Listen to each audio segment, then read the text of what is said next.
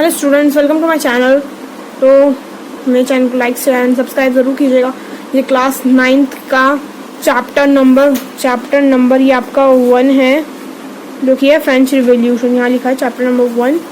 तो आज हम इसमें ये पढ़ेंगे कि फ्रांस में क्या क्या घटनाएं हुई थी। ओके, घटनाओं के बारे में जानेंगे। फ्रांस ने क्या क्या करतूतें करी, फ्रांस का राजा लुई 16 था, उसने क्या क्या किया फ्रांस में, तो वो देखेंगे इस वीडियो में। ओके, फ्रांस में सबसे पहली घटना ये थी कि 5 मई 1789 5 मई 1789 को जो लुई 16 था उसने एक स्टेट जनरल मीटिंग बुलाई।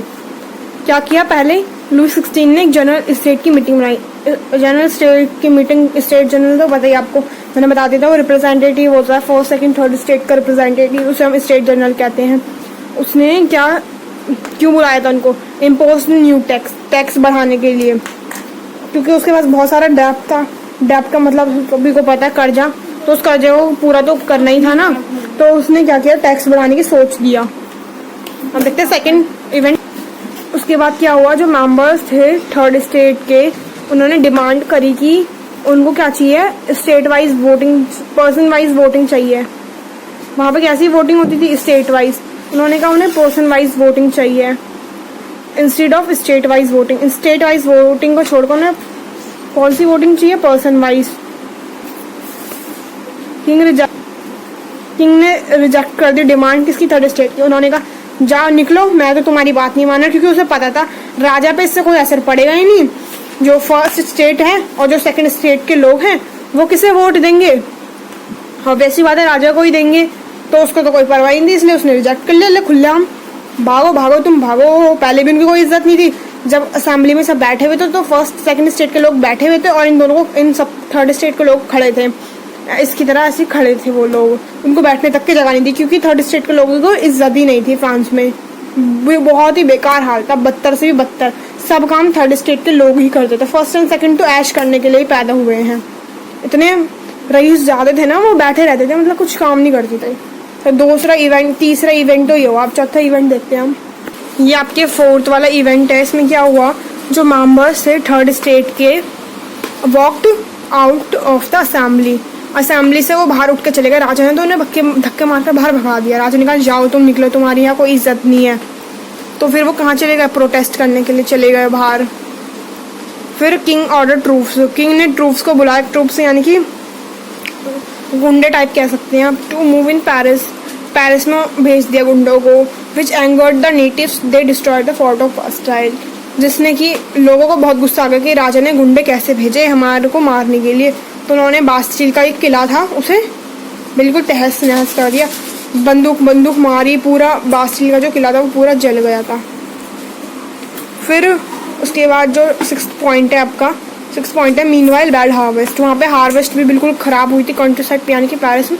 और जो ब्रेड की कीमत थी पेरिस में, ब्रेड की पूरी फैल गई थी भुखमरी, और ब्रेड का भी जो प्राइस था वो इंक्रीज हो गया था पेरिस में। 7th पॉइंट ऑन 20 जून को क्या हुआ, जो थर्ड स्टेट के लोग थे जिनको धक्के मारकर बाहर निकाल दिया गया था, वो कहाँ इंटर करा उन्होंने, hall of an indoor tennis court था एक, उसमें उन्होंने अपना उसके अंदर गए, बैठे, गैदर मतलब मिलना, वो मिले। और अब उन्होंने अपने आप को क्या घोषित कर दिया, बताओ, नेशनल असेंबली। क्वेश्चन बनता है, उन्होंने अपने आप को नेशनल असेंबली कब घोषित किया, 20 जून 1789। तो अभी हम 1789 पढ़ते थे, 20 जून 1789।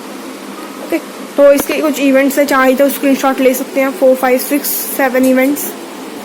ओके, अब हम इसके आगे चलते हैं कि आगे क्या हुआ। अब देखते हैं फ्रांस में 14 जुलाई 1789 को क्या हुआ। फ्रांस में जो 14 जुलाई 1789 को बहुत ही बुरी घटना घटी। ये बास्टिल का किला था। अब देखना इसका हाल क्या हो गया। ये वहाँ के लोग हैं जिन्होंने इस बास्टिल के किले को पूरा जला दिया, इसको पूरा डिस्ट्रॉय कर दिया। Destroy Bastille fort.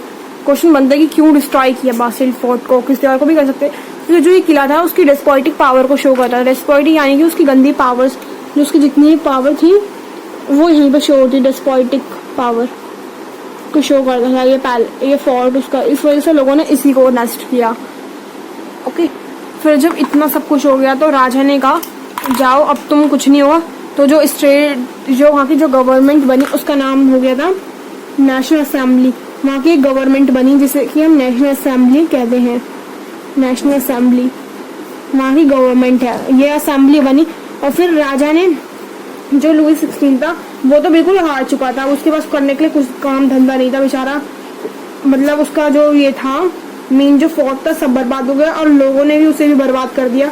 कुछ ज़्यादा ही बनता था ना वो, तो उसके साथ बहुत बुरा सलूक किया गया। उसके बाद जो राजा था, मतलब उसने 4 अगस्त 1789, यहाँ लिखते हैं 4 अगस्त 1789, 4 अगस्त 1789 को क्या किया उन्होंने, उसने, राजा ने फ्यूडल सिस्टम को खत्म कर दिया। मैं खराब कर दिया, फ्यूडल सिस्टम को खत्म कर दिया। जितने भी ये फर्स्ट स्टेट के बर्थ राइट प्रिविलेजेस थे वो सब खत्म हो गए थे। बर्थ प्रिविलेजेस जो मिले थे फर्स्ट एंड सेकंड स्टेट को, वो भी सब राजा ने खत्म कर दिए। कब करे? बर्थ प्रिविलेजेस 4 अगस्त 1789। डेट बहुत इंपॉर्टेंट है। फ्यूडल सिस्टम मतलब क्या होता था? एक ट्रायंगुलर सिस्टम होता था। उसे यहाँ पे जो थे फर्स्ट स्टेट, यहाँ पे सेकंड, यहाँ पे थर्ड स्टेट, तो वो जो सिस्टम था फर्स्ट सेकंड स्टेट का, वो उसने सिस्टम खत्म कर दिया। ओके। और जो कलरजीज की प्रॉपर्टी थी, कलरजी की जो प्रॉपर्टी थी वो उनसे छीन ली गई। कलरजी की प्रॉपर्टी जो थी, इतनी सारी प्रॉपर्टी लेके बैठे हुए थे वो सारे लोग, उनकी प्रॉपर्टीज लेकर किसको दे दी गई, मतलब लोगों में बांट दी गई। जो कॉमन पीपल थे उनको बांट दी गई। ये सब किया था राजा ने। और जो उनके पास जो राइट्स वगैरह था ना फर्स्ट एंड सेकंड स्टेट के पास, ये सारे काम करेंगे। उनका क्योंकि ओहदा जो था वो बहुत ही बड़ा था और थर्ड स्टेट का ओहदा नीचे था, तो ऐसा सिस्टम नहीं था। इस सिस्टम को भी अबॉलिश कर दिया था, इस सिस्टम को खत्म कर। तो हम देखते हैं कि जो वहाँ की नेशनल असेंबली थी, यानी कि फ्रांस की गवर्नमेंट, उन्होंने 1971 को एक कॉन्स्टिट्यूशन को ड्राफ्ट किया। ड्राफ्ट का मतलब एक रफ में बनाना।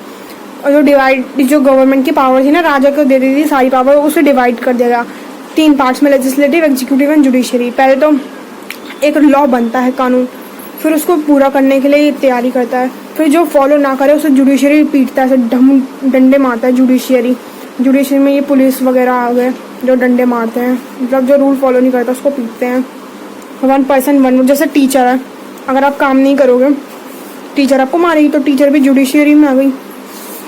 1 पर्सन 1 वोट। जब वो वहाँ पे नेशनल असेंबली बन गई, ड्राफ्ट में कॉन्स्टिट्यूशन बना लिया उन्होंने, तो उसमें क्या था, 1 पर्सन 1 वोट, यानी कि एक आदमी जो है वो 1 वोट दे सकता है, जो कि थर्ड स्टेट की मांग थी। कब पूरी हुई? 1971 को। अभी ड्राफ्ट बनाया, अभी फेयर वो बाद में बनाएंगे, तब हम नेक्स्ट वीडियो में देखेंगे कब फेयर कॉन्स्टिट्यूशन बना था। पर 1971 को ड्राफ्ट कॉन्स्टिट्यूशन बना था। तो इसी के साथ ये वीडियो यहीं पे ख़त्म कर देते हैं, क्योंकि वीडियो फिर बड़ी हो जाएगी, आपको देखने में मज़ा नहीं आएगा। फिर उसके बाद हम देखेंगे कल की वहाँ का जो वोटिंग सिस्टम था वो कैसे था नेशनल असेंबली का। ये तो गवर्नमेंट है, तो गवर्नमेंट का वोटिंग सिस्टम तो जानना ही है। कल हम जानेंगे कि कैसा वोटिंग सिस्टम था उसका।